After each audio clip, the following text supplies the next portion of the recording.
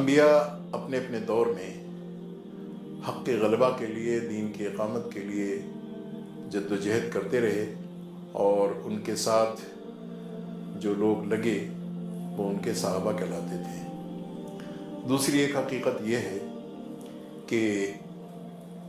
انبیاء کے زیر قیادت اور ان کی رہنمائی میں جو حق کے غلبہ کے لیے تنظیم وجود میں آتی تھی، اس کا نام الجماعت رکھا جاتا تھا، اور اسی مقصد کے حصول کے لیے غیر نبی کے زیر قیادت جب کبھی کوئی مہم چلائی گئی اور دوسرے لوگوں نے کسی اجتماعیت کی داغ بیل ڈالی اور اس کی تشکیل دی تو اس کو جماعت کہا جاتا ہے۔ الجماعت کے ساتھ کسی دوسری جماعت کے وجود کی کوئی گنجائش نہیں ہے، لیکن جماعت کے موجودگی میں دوسری جماعتیں اس مقصد کے حصول کے لیے بنائی بھی جا سکتی ہیں اور ان کی تشکیل بھی کی جا سکتی ہے۔ ایک وصولی بات جو ہمیں ہمیشہ اپنے پیش نظر رکھنا چاہیے۔ اللہ تبارک و تعالیٰ نے اس سلسلے میں انسانوں کو دو نعمتوں سے نوازا ہے، ایک کا نام ہے عقل اور دوسرے کا نام ہے علم۔ رب العالمین نے انسانوں کی ان دو نعمتوں سے نوازنے کے ساتھ اس بات کا مکلف قرار دیا کہ تم اگر اپنی عقل کو علم کے ماتحت رکھو گے اور علم کے تحت اور تابع رکھو گے تو تم سے غلطیاں نہیں ہوں گی، اس لیے کہ وہ علم جو من جانب اللہ ہے یقینی طور پر اس میں کسی نقص اور کسی خامی کی گنجائش نہیں ہے۔ لیکن اگر تم اپنے ذہنوں سے علم کے سلسلے میں کچھ خاکہ تیار کرو گے یا اس کے وجود کے لیے سعی و جہد کرو گے تو یقینی طور پر اس میں غلطی کا امکان ہے۔ لہذا ترتیب کے اعتبار سے جو علم اللہ تبارک تعالیٰ کی جانب سے دیا گیا ہے، جس کو کتاب اللہ کہا جاتا ہے یا آسمانی کتابوں کے نام سے جنہیں موسوم کیا جاتا ہے، اللہ تبارک تعالیٰ نے لوگوں کو مکلف قرار دیا کہ اس علم کے تحت اپنے آپ کو چلانے کی کوشش کرو۔ اسی کو دین کہا جاتا ہے اور اسی سے انسانوں کی زندگیوں میں روشنی اور انسانوں کی زندگیوں میں ہدایت کی کیفیت پیدا ہوتی ہے۔ انسان اس بات کا مکلف اور مامور ہے کہ وہ قرآن سے اس سلسلے میں رہنمائی حاصل کرے۔ رہنمائی جب حاصل کرنے کے لیے وہ آگے بڑھتا ہے تو وہ قرآن پڑھتے وقت خاص طور سے قرآن کی ترتیب کے تعلق سے جب وہ سورہ فاتحہ کھول کر کے پڑھتا ہے تو اس کی زبان سے اور نہایت ہی قلب کی گہرائی سے ایک جملہ نکلتا ہے، اہدنا الصراط المستقیم۔ رب العالمین یہاں بہت سارے راستے ہیں، مال کو مستحکم کرنے کے لیے، سیاسی اقتدار کو حاصل کرنے کے لیے، آپ تک عبادت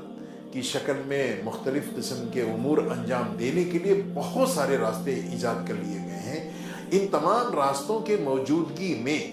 جو بندگی کا طریقہ ہے، رب العالمین اس راستے کی طرف ہم آپ سے رہنمائی کی درخواست کرتے ہیں۔ اہدنا الصراط المستقیم اس کی زبان سے نکلتا ہے جملہ۔ وہ یہ جملہ استعمال کرتے ہوئے اپنی ذہن کی بات یہ بھی پیش کرتا ہے کہ صراط الذین انعمت علیہم، مالک ایسے راستے کی ہم رہنمائی چاہتے ہیں کہ ماضی میں جس راستے پر لوگوں کو چلنے کا موقع ملا اور جنہوں نے اخلاص کے ساتھ اس راستے پر چل کر کے آپ کو خوش کرنے کی کوشش کی تو آپ نے صرف ان کو بدلہ نہیں دیا ہے بلکہ انعام دیا ہے۔ انعام اور بدلے میں فرق یہ ہوتا ہے کہ بدلہ جو ہوتا ہے یا مزدوری جو ہوتی ہے وہ نپی تلی ہوتی ہے اور اس کے کام کے مقدار یا اس کی صلاحیت اور کارکردگی کے لحاظ سے مزدوری دی جاتی ہے، لیکن اس کے بہترین کارکردگی کے نتیجے میں اللہ تبارک تعالیٰ کی جانب سے بات کہی جاتی ہے کہ ہم کو نہ صرف اجر چاہیے بلکہ اجر کے ساتھ انعام بھی چاہیے، بخشش بھی چاہیے، تاکہ ہم مزید اس سلسلے میں اس دنیا میں بھی اور اس دنیا کے بعد بھی یہ ہمیں اللہ تبارک تعالیٰ کی جانب سے یہ انعام ہم کو چاہیے۔ یہ بھی جملہ پورا نہیں ہوا، اس کو تسلی نہیں ہوئی، کہنے والے نے تسلی کے ساتھ یہ بات نہیں ابھی اس کی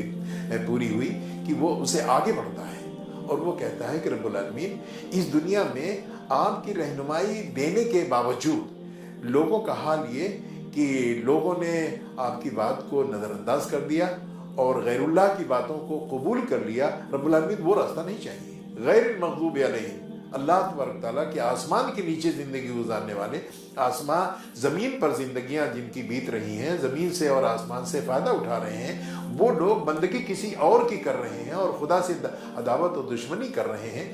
ایسے لوگوں کا راستہ ہم کو نہیں چاہیے۔ ایسے بے وفا، ایسے وہ لوگ کہ جو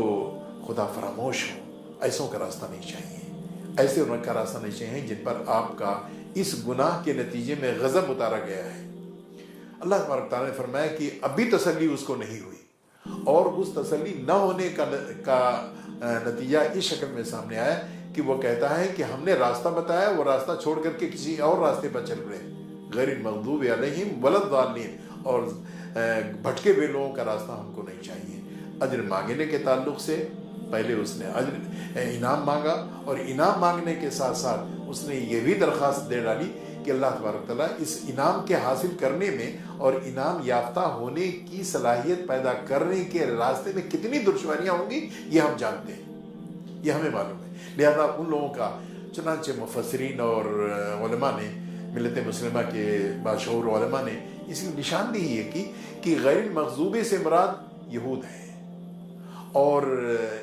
ضالین سے مراد نصارہ ہیں۔ ہمیں نہ یہودیوں کا راستہ چاہیے اور نہ نصارہ کا راستہ چاہیے، بلکہ ہمیں وہ راستہ چاہیے کہ جو انبیاء کے صحابیوں کا راستہ ہے، جو انبیاء کرام کا راستہ ہے، وہ راستہ ہم کو چاہیے کہ اس راستے پر چل کر کے لوگوں کو انعام ملا۔ اللہ تبارک تعالیٰ اس دعا کو جو سورہ فاتحہ کی صورت میں مرد مومن اپنے خدا سے کے سامنے پیش کرتا ہے، فوری طور پر اللہ تبارک تعالیٰ بغیر کسی تاخیر کے،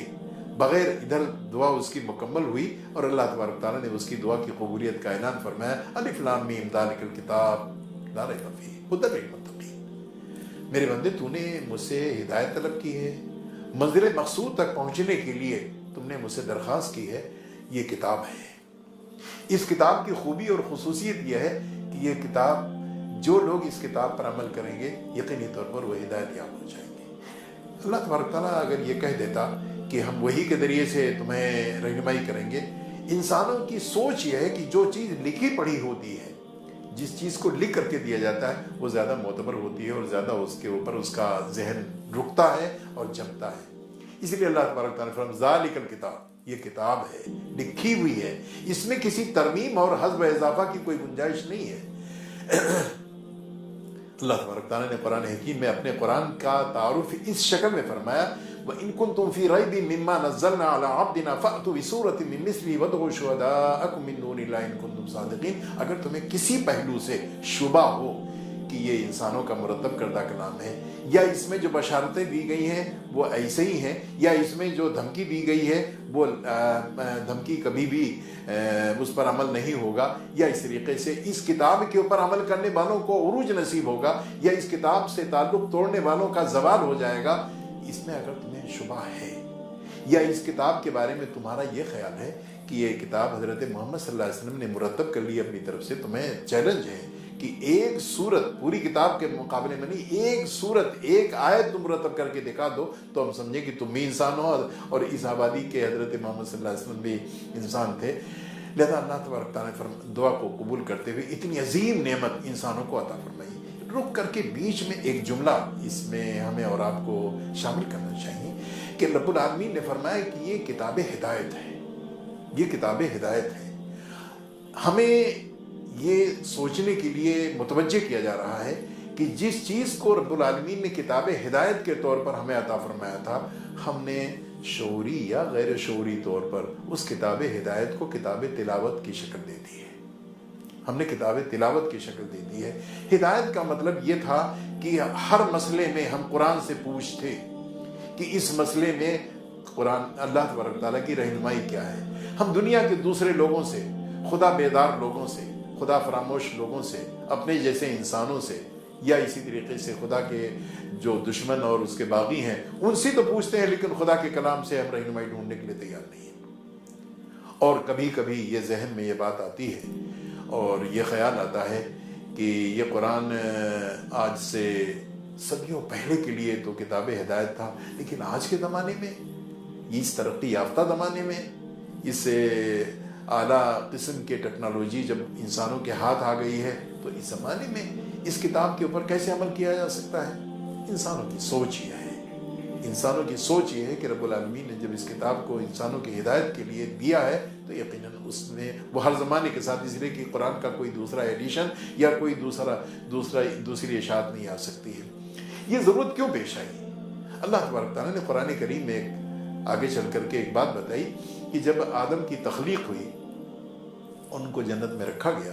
اور جنت میں رکھنے کے ساتھ یہ فیصلہ کیا گیا ایک خاص منصوبے کے تحت کہ آدم کو دنیا میں بھیجا جائے، تو آدم کو دنیا میں بھیجنے کے ساتھ یہ بھی فیصلہ کر دیا گیا کہ قُلْ اهْبِطُوا مِنْهَا جَمِيعًا فَإِمَّا يَأْتِيَنَّكُم مِّنِّي هُدًى فَمَن تَبِعَ هُدَايَ فَلَا خَوْفٌ عَلَيْهِمْ وَلَا هُمْ يَحْزَنُونَ۔ جا تو رہے ہو دنیا میں، لیکن دنیا تمہارے لیے اجنبی ہے۔ دنیا میں اس سے پہلے نہ تمہیں جانے کا موقع ملا ہے اور نہ دنیا کے نشے و فراز، نہ وہاں کے حالات اور احوال سے تمہیں کوئی واقفیت ہوئی ہے۔ وہاں جا کر کے کس کو دوست بناؤ گے، کس کو دشمن، کون سے راستے پر چلو گے کہ منزل تمہیں مل جائے، اور کس راستے پہ جانے کے نتیجے میں تمہاری منزل کھوٹی ہو جائے گی، یہ تمہیں نہیں معلوم۔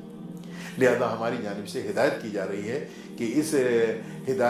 ہدایت کے تحت جب تم زندگی گزارو گے تو اجنبی دیش میں جا کر کے تم پریشان نہیں ہوگے۔ آدمی جب کبھی کسی اجنبی شہر میں جاتا ہے، اجنبی ملک میں جاتا ہے، تو اسے یا تو گائیڈ کی ضرورت ہوتی ہے یا گائیڈ بک کی ضرورت ہوتی ہے۔ اگر دونوں سے محروم ہو تو آدمی ٹکر کھاتا پھرتا ہے اور وہ پریشانیوں سے دوچار ہو جاتا ہے، نقصانات سے اسے دوچار ہونا پڑتا ہے۔ رب العالمین نے فرمایا کہ دونوں چیزیں، انبیاء ہم نے بھیجے رہنما کے طور پر، کتاب ہم نے بھیجی روشنی کے طور پر۔ دونوں چیزوں سے جب انسانوں نے اپنا تعلق قائم کیا تو یقینی طور پر اللہ تبارک تعالیٰ نے ان کی مشکلات کو حل فرما دیا۔ یہاں پہنچ کر کے جب ہم اور آپ اس نقطے پر آ کر کے سوچتے ہیں تو ہمیں خاص مرحلے میں پہنچ کر کے چند چیزیں متوجہ کرتی ہیں۔ ہندوستان جیسے ملک میں، بڑے ملک میں، جہاں 1947 سے پہلے ایک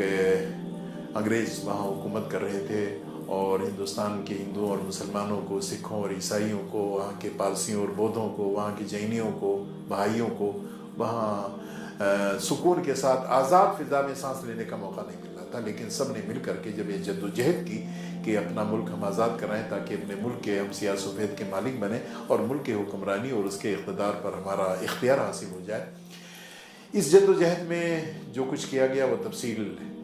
تاریخ کی کتابوں میں درج ہے اور اسے دیکھا اور پڑھا جا سکتا ہے۔ لیکن جب آزادی کا سورج طلوع ہونے کے قریب آ لگا اور آزادی کے صبح صادق کی علامتیں نمودار ہونے لگی تو لوگوں کو احساس ہوا، یہاں کے دانشوروں کو، یہاں کے جو پڑھے لکھے لوگ تھے ان کو احساس ہونے لگا کہ جب ملک ہمارا آزاد ہو جائے گا، غلامی میں ہمارے ذمہ کسی بھی قسم کی کوئی پریشانی نہیں تھی، ہم غلام کی طریقے سے کھاتے پیتے تھے، رہتے تھے اور کسی ذمہ داری سے ہمارا تعلق نہیں تھا۔ لیکن جب ہمارا ملک آزاد ہوگا تو ہمیں دستور بنانا ہوگا، ہمیں یہاں کے نظام کو چلانے کے لیے تمام چیزیں تیار کرنی ہوگی۔ وہ دستور کیسا ہو اور وہ نظام حکمرانی کیسی ہو، اس سوال کے پیچھے جب جھانک کر کے دیکھا گیا تو بعض زبانوں پر اور بعض لوگوں کی طرف سے یہ بات سامنے آئی کہ جب ہمارا ملک آزاد ہو جائے گا تو ہم یہاں ہندوازم یعنی ہندوتو کے اساس پر ہم یہاں نظام اپنا چلائیں گے۔ اس کو سوراج کہا گیا، اس کو رام راج کہا گیا یا اس طریقے سے اور ناموں سے موسوم کیا گیا۔ کسی نے کہا نہیں، یہ مختلف مذاہب کے ماننے والوں کا ملک ہے، اگر صرف ایک ہی دھرم کے اساس پر ملک کے نظام کو چلایا جائے گا تو اس میں دشواریاں پیش آئیں گی، دوسرے تہذیب اور مذہب کے لوگوں کے لیے پریشانی ہوگی۔ چنانچہ لوگوں نے کہا کہ یہاں جمہوریت آنی چاہیے۔ تو کون سی جمہوریت ہونی چاہیے؟ معلوم ہوا کہ مغربی جمہوریت ہونی چاہیے۔ انہوں نے کہا مغربی جمہوریت بھی ٹھیک نہیں ہے، اس لیے کہ ہم مشرق کے لوگ ہیں، ابھی ایک لوگوں سے نجات ملی ہے، دوسرے لوگوں کے دستور اور ان کے نظام کو پھر ہم قبول کر لیں تو افراد تو چلے جائیں گے لیکن ان کا نظام باقی رہے گا تو ہمارے ہاتھ کیا چیز آئی، ہم کو کیا فائدہ پہنچے گا۔ اس کو بھی सवालिया निशान दे करके और उसको भी एक तरफ सोचने के लिए छोड़ दिया गया। आगे बढ़े कुछ लोग जो खुदा बेजार या धर्म बेदार या मजहब बेदार लोग थे, उन्होंने कहा कि रूस में देखो कितनी खुशहाली है और किस तरीके से वहाँ लोग सुकून और इत्मीनान की ज़िंदगी जीने के मौके में हैं, हमें यहाँ कम्युनिज़्म लाना चाहिए, इश्तराकियत का निज़ाम बर्पा करना चाहिए। किसी ने कहा कि नहीं, इश्तराकियत भी ठीक नहीं है, इसलिए कि उसमें इस्तेहकाम नहीं है और उसके बारे में हमें बहुत सारे सवालात हैं, बहुत सारे इश्कालात हैं। किसी ने कहा नहीं, इश्तराकियत के बजाय हमें सरमायादाराना निज़ाम यहाँ नाफिज करना चाहिए। जब मुल्क हमारा आज़ाद हो जाए और हम अपने कदमों पर खड़े होने के मौक़िफ़ में आ जाए तो हमें सरमायादाराना निज़ाम यहाँ नाफिज करना चाहिए। ये मुख्तलिफ़ समतों से मुख्तलिफ़ बातें सामने आती रहीं, लेकिन जब ये मुल्क एक था, गैर मुनक़सिम मुल्क था, जिसमें बांग्लादेश का कोई वजूद नहीं था, पाकिस्तान की कोई अलामत नहीं थी और पाकिस्तान का कोई खाका या कोई तस्वुर नहीं था, ये उस वक्त की बात है जब ये मुख्तलिफ़ समतों से आवाज़ बुलंद हो रही थी। तो किसी जानिब से ये बात नहीं आ रही थी। मुसलमानों की एक बड़ी तादाद थी, कमोबेश मुसलमान आबादी के आधे हिस्से पर मुसलमानों की आबादी थी और आधे दूसरे धर्म के मानने वालों के लोगों की आबादी थी। लेकिन किसी तरफ से ये नहीं कि जब हमारा मुल्क आज़ाद हो जाएगा तो हम हज़रत अबू बकर वाला निज़ाम यहाँ नाफिज करेंगे, हज़रत उमर वाला निज़ाम हम नाफिज करेंगे, हज़रत उस्मान और हज़रत अली करमल्लाहु वजहू के निज़ाम को हम यहाँ नाफिज करेंगे। यानी दीनी बुनियादों पर कुरान और किताबुल्लाह और सुन्नत रसूलुल्लाह की हिदायत के तहत किताबुल्लाह के असास पर हम यहाँ इक़्तिदार को चलाने की कोशिश करें। कहीं से आवाज़ नहीं आ रही थी। उसका नतीजा ये हुआ कि दूसरे लोगों ने जो कुछ कहा उस पर तवज्जो दी गई, उसकी तैयारी का सिलसिला शुरू हो गया। यहाँ सेकुलरिज्म आया, यहाँ सोशलिज्म आया, यहाँ डेमोक्रेसी आई, यहाँ जमहूरियत आई। अगर नहीं कोई चीज़ आई तो इस्लाम नहीं आया, अगर कोई चीज़ नहीं आई तो इस्लाम नहीं आया। जबकि इस्लाम पर अमल करने वाले और इस्लाम का नाम लेने वालों की कोई कमी और कोई ऐसी मुस्लिम जमातें मौजूद थी, मुस्लिम अदारे मौजूद थे, मुस्लिम तंजीमों का यहाँ काम हो रहा था, लेकिन किसी की तरफ से ये आवाज़ न उठ पाने के नतीजे में परेशानियाँ लायक हुई। जो सोच समझ रखने वाले मुसलमान थे, चुनांचे उसी ज़माने में मौलाना सैयद अबुल आला मौदूदी ने अपनी सी कोशिश की, तर्जुमान के ज़रिए से लिख करके और अपने खिताबात के ज़रिए से लोगों को मुतवज्जे किया कि हमको भी ये मुतालबा करना चाहिए, हम लोगों के सामने बताएं। लोगों के सामने कम्युनिज़म का जो एक मॉडल है वो मॉडल निहायत ही नाक़िस किस्म का है। हिंदुत्व का कोई मॉडल है ही नहीं, हिंदुत्व का कोई मॉडल नहीं है, लिहाजा जिसका कोई वजूद नहीं है उसके बारे में तो लोग मुतालबा कर रहे हैं। और हमारा यहाँ तो बाकायदा वजूद है। खिलाफत राशिदा के ज़माने में जो कुछ काम किया गया, लोग नबी सल्लल्लाहु अलैहि वसल्लम के ज़माने में जो कुछ इस्लाम के ताल्लुक़ से बातें कही गई वो तो उसका मौजूद है, मिसाल मौजूद है। हमारे लिए दुश्वारी की कोई बात नहीं है। चुनांचे मौलाना अबुल आला मौदूदी रहमतुल्लाह अलैह ने मुख्तलिफ़ तंजीमों के ज़िम्मेदारों से गुफ्तगू की, उनसे तबादले ख़याल करने के बाद जब ये देखा कि कहीं से कोई उनकी बात पर तवज्जो करने के लिए लोग तैयार नहीं हैं, तो बिलाखिर उन्होंने एक तंजीम को वजूद मिलाने के लिए फ़ैसला किया और उस तंजीम का जो खाका तैयार किया, उस खाके का मतलब ये था कि ऐसी तंजीम और ऐसी इज्तिमाइयत जो रसूल अकरम सल्लल्लाहु अलैहि वसल्लम के इरशाद की रोशनी में और आपके फरमान की रूह के मुताबिक अंजाम दिया जाए। क्या आमरुकुम बिखम्सिन, क़ाल नबी सल्लल्लाहु अलैहि वसल्लम आमरुकुम बिखम्सिन अल जमाअह व समय व ताब वल हिजरत वल जिहाद। मैं तुम्हें 5 बातों का हुक्म देता हूँ। नंबर 1, जमाती ज़िंदगी गुजारना। उस जमाती ज़िंदगी के ताल्लुक़ से वो कौन सी जमात हो, अल जमात के ताल्लुक़ से और जमात के ताल्लुक़ से वो कौन सी जमात हो, उसके लिए 4 अलामतें बतौर तफ़हीम के और समझने के ताल्लुक़ से उस ज़माने में सामने रखा गया। नंबर 1 ये कि अल्लाह और उसके रसूल की इताअत ही के लिए वो जमात तश्कील दी जाए। अल्लाह और उसके रसूल की इताअत के अलावा किसी और की इताअत, किसी और मकसद से, किसी और गरज से वो जमात तश्कील न दी जाए। मुसलमानों के हुकूक़ के लिए, मुल्क में अमन व अमान के बहाली के लिए, मुल्क की तरक्की और खुशहाली के लिए, या इस तरीके से दूसरे बहुत सारे मकासद हो सकते हैं कि जिनको सामने रख करके जमात तश्कील दी जाए। अल्लाह ने ये मौका दिया सोचने के लिए कि अल्लाह और उसके रसूल की इताअत के लिए वो, अब इताअत में बहुत सारी चीज़ें आएंगी और उन इताअत का दायरा वसी होता चलेगा इनफरादी और इज्तिमाई तमाम चीज़ों के ताल्लुक़ से। नंबर 2, उस जमात की पहचान और खुसूसियत ये होगी کہ جس کے قیام کے لیے اللہ کے نبی صلی اللہ علیہ وسلم نے ارشاد فرمایا کہ اس جماعت کے لیے جو دستور ہو وہ کتاب اللہ اور سنت رسول اللہ ہو. باقی اور کسی اور چیز کو اگر ہم قبول کریں گے تو وہ چیز وہ ہوگی کہ جو کتاب اللہ اور سنت رسول اللہ سے ماخوذ ہوگی. یہ دوسری علامت بتائی گئی. تیسری علامت یہ بتائی گئی کہ اس جماعت کی خوبی اور خصوصیت یہ ہونی چاہیے کہ وہ تمام ہی انسانوں کو مخاطب بنائے. تمام انسانوں کو، کسی بھی مکتب فکر کے ہوں، کسی بھی مذہب کے لوگ ہوں، کسی بھی علاقے کے لوگ ہوں، کسی بھی تہذیب سے ان کا رشتہ ہو، وہ سب کو مخاطب اس جماعت کے لوگ بنائے، کسی مخصوص طبقے سے اس کا تعلق نہ ہو. چوتھی علامت یہ بتائی گئی کہ ان کے سامنے مکمل اسلام کی تصویر پیش کی جائے. اسلام کے کچھ چیزوں کو پیش کرنا اور اسلام کی تمام اور چیزوں کو چھوڑ دینا، وہ یہ اس جماعت کی خصوصیت نہیں، بلکہ اس جماعت یقینی طور پر جب تمام باتوں کی خصوصیت کے ساتھ جب تمام باتوں کا پیغام پیش کیا جائے گا تو یقینی طور پر اس میں کیفیت یہ ہوگی کہ کچھ چیزوں پر عمل کرنا ممکن ہوگا اور کچھ چیزوں کے اوپر عمل کرنا ناممکن ہوگا یا مشکل ہوگا. اللہ کے نبی صلی اللہ علیہ وسلم یا انبیاء کرام علیہ الصلوۃ والتسلیم کی زندگیوں سے جو رہنمائی اور جو سبق ملتا ہے وہ یہ ہوتا ہے کہ جن کاموں پر عمل کرنا فی الفور ممکن ہوا اس پر عمل کرنا شروع کر دیا، اور جو مشکل یا ناممکن چیز نظر آ گئی اس کو ممکن بنانے کے لیے ان کی کوششیں شب و روز دن و رات اس پر مرتکز ہوگی. چنانچہ 1941 میں انہی اصولوں کو اور انہی اغراض و مقاصد کو پیش نظر رکھتے ہوئے یہ مولانا سید ابوالعلا مودودی رحمۃ اللہ نے جماعت کی تشکیل کی، اور اس تشکیل کا مقصد یہ تھا کہ ہماری مسجدیں آباد ہیں، جماعتیں کام کر رہی ہیں، مدارس میں قال اللہ قال رسول کی تعلیم بھی دی جا رہی ہے، لیکن سیاست کے تعلق سے ہمارے پاس کوئی پیغام نہیں ہے.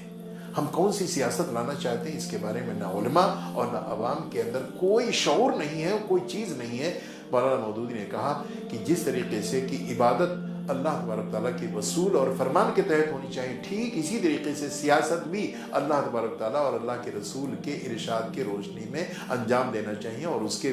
نظام کو بھی چلانا چاہیے. اس لیے کہ وہ بھی زندگی کا ایک اہم ترین شعبہ ہے. اس اہم ترین شعبے کی علامت یہ ہے کہ جب فرعون کو یہ بات بتائی گئی کہ بنی اسرائیل میں ایک بچہ پیدا ہوگا جو تمہارے اقتدار کا زوال کا باعث بنے گا، تو اس نے یہ حکم لگا دیا کہ ہمارا اقتدار اور ختم ہو جائے، لہذا جتنے بنی اسرائیل کے یہاں بچے پیدا ہوں ان کو قتل کر دیا جائے اور لڑکیوں کو زندہ چھوڑ دیا جائے. وہ لڑکوں کو ذبح کر دینے کا حکم دیا اور لڑکیوں کو زندہ رکھنے کا حکم دیا گیا. اقتدار کے تحفظ کے تعلق سے یہ بات کہی گئی. اللہ تبارک تعالیٰ کی اس ہدایت اور رہنمائی کے تحت جب یہ بات آگے بڑھائی گئی تو یقینی طور پر پھر یہ بات سامنے آئی کہ اب تک ہم نے یعنی ہمارے خاص طور سے جو ہمارے دینی رہنما تھے انہوں نے کہا کہ یہ بات اب تک ہم نے نہیں کہی تھی، اور کسی نے یہ کہی ہے تو گویا کہ وہ یہ چاہتا ہے کہ اس ملک پر ہمارا اقتدار ہو. وہ کہہ رہا ہے 1941 میں ایک اللہ کا بندہ یہ کہہ رہا ہے کہ اللہ کا اقتدار ہو اور نبی کے اسوہ اور خلفائے راشدین کے طریقے پر یہاں سیاسی نظام برپا کیا جائے. لوگ کہہ رہے ہیں کہ نہیں بلکہ تم اپنا اقتدار چاہتے ہو. ظاہر ہے کہ کہنے کے لیے جب یہ بات شروع کی گئی تو اس میں رکاوٹیں ڈالی گئیں، وغیرہ کیا گیا. اللہ تبارک تعالیٰ نے بہرحال یہ فضل فرمایا کہ تحریک اسلامی کے نام سے ایک جو تنظیم برپا کی گئی ہے، اس تنظیم کے تئیں جد و جہد اگر کی جائے گی تو سیاسی نظام بھی پاکیزہ اور صاف ستھرا ہوگا اور کتاب ہدایت پر عمل کرنا آسان و سہل ہوگا. اللہ تبارک تعالیٰ نے بات بتائی تھی الیوم اکملت لکم دینکم واتممت علیکم نعمتی ورضیت لکم الاسلام دینا. آج مکمل دین تم کو دے دیا گیا ہے، اور یہ دین مکمل دین تمہارے لیے زحمت نہیں بلکہ رحمت ہے اور نعمت ہے. آج چھوٹتے ہی مسلمانوں کی جانب صاحب دین پر عمل کرنا بڑا مشکل کام ہے. یہ کہہ کر کے دین سے دوری اختیار کرتے ہیں اور دین کی تصویر ایسی پیش کرتے ہیں کہ جس کے نتیجے میں دین سے قریب آنے لوگوں کے اوپر وحشت طاری ہو جاتی ہے. اللہ تبارک تعالیٰ فرماتا ہے کہ نعمت ہے، اور نعمت کے بارے میں رب العالمین کا ارشاد یہ بھی ثم لتسألن یومئذ عن النعیم. ان نعمت کے بارے میں تم سے قیامت کے دن پوچھا جائے گا کہ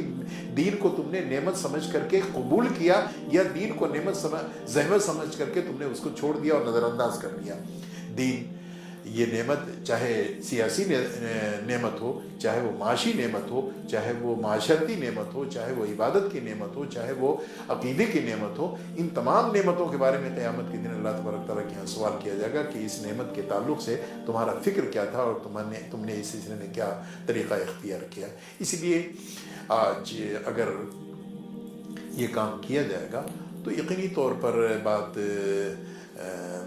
نہایت ہی آسانی سے حل ہو جائے گی، اور اس کو نعمت سمجھ کر کے جب اختیار کیا جائے گا تو اس کے ثمرات اور نتائج نیک سے انسانوں کو فائدہ اٹھانے کا موقع ملے گا۔ یقینی طور پر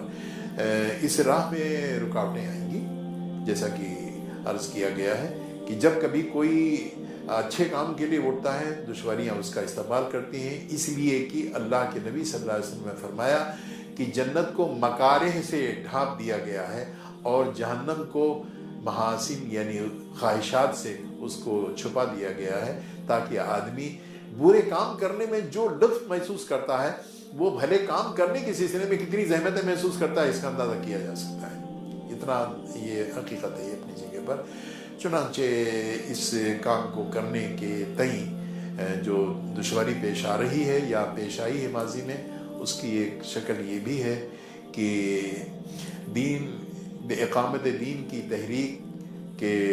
لوگوں کے سامنے دشواریاں آئیں، اور ان دشواریوں میں کہا گیا کہ جماعت اسلامی سے علماء کا اختلاف ہے۔ میں لوگوں سے عرض کرتا ہوں کہ اگر جماعت اسلامی سے اختلاف ہے تو کتنے لوگ ہیں جو جمعیت اہل حدیث سے اختلاف رکھتے ہیں، کتنے لوگ ایسے ہیں جو تبلیغ جماعت سے اختلاف رکھتے ہیں، کتنے لوگ ایسے ہیں جو اور دوسری جماعتوں سے اختلاف رکھتے ہیں۔ اس اختلاف کا مطلب یہ ہوتا ہے کہ وہ غلط ہو گئے کیا؟ ان سے پھر یہ کہ ایک ہی مکتب فکر، ایک ہی مسلک کے لوگ آپس میں اختلاف رکھتے ہیں اور وہاں یہ کہہ کر کے اپنی جان چھڑا لی جاتی ہے صاحب ان کے درمیان علمی اختلاف ہے۔ تو جماعت اسلامی کے لوگوں اور دوسرے لوگوں میں اگر علمی اختلاف ہو تو اس کو مذموم قرار دیا جائے، اور اپنے درمیان جو اختلاف کی کیفیت پیدا ہو اس کو علمی اختلاف کہہ کر کے قبول کر لیا جائے۔ یہ میں سمجھتا ہوں شاید ایسا نکتہ ہے کہ جس پر غور کرنا چاہیے ملت مسلمہ کے لوگوں کو، اور اجتہادی اللہ تبارک تعالیٰ کی جانب سے جو بات کہی گئی ہے، نبی صلی اللہ علیہ وسلم جو رہنمائی فرمائی ہے کہ دین کے احکامات اور ہدایت کی دو قسمیں ہیں۔ ایک وہ احکامات ہیں جو منسوس ہیں، نماز پڑھنی ہے، نماز پڑھنی ہے کا مطلب یہ منسوس ہے، واقعی الصلاۃ۔ کیسے نماز پڑھی جائے گی؟ نماز پڑھنے کا مطلب یہ بھی ہوتا ہے کہ کوئی شخص مسجد میں نماز پڑھتا ہے، کوئی شخص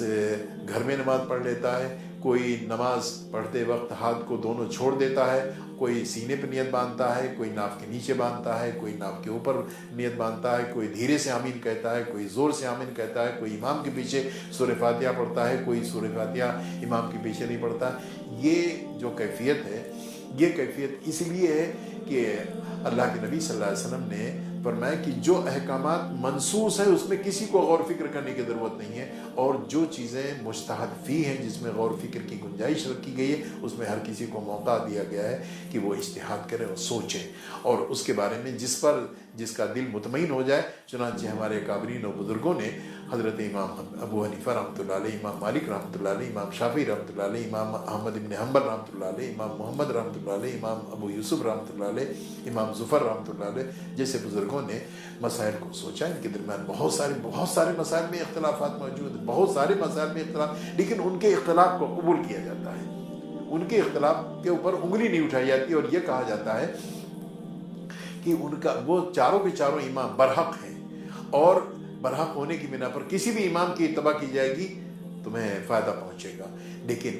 قرآن و سنت کے اساس پر اجتہادی امور میں اگر اجتہاد آج کے زمانے میں اپنے منزل تک پہنچنے کے لیے کوئی شخص اور رضائے رب اور فلاح آخرت کے لیے کوئی شخص کہتا ہے تو کہا جاتا ہے کہ یہ بات مناسب نہیں ہے اور اس کی گنجائش نہیں ہے۔ پیمانہ ایک بنانا پڑے گا اور ایک ہی انداز سے سوچنا پڑے گا، جب جا کر کے مناسب انداز سے نتیجہ سامنے آ سکتا ہے۔ اللہ تبارک تعالیٰ ملت مسلمہ پر رحم فرمائے، اور جو کیفیت جس انداز کی ہے اللہ تبارک تعالیٰ اس کو اسی حیثیت سے عمل کرنے کا موقع عطا فرمائے۔ وآخر دعوانا الحمد للہ۔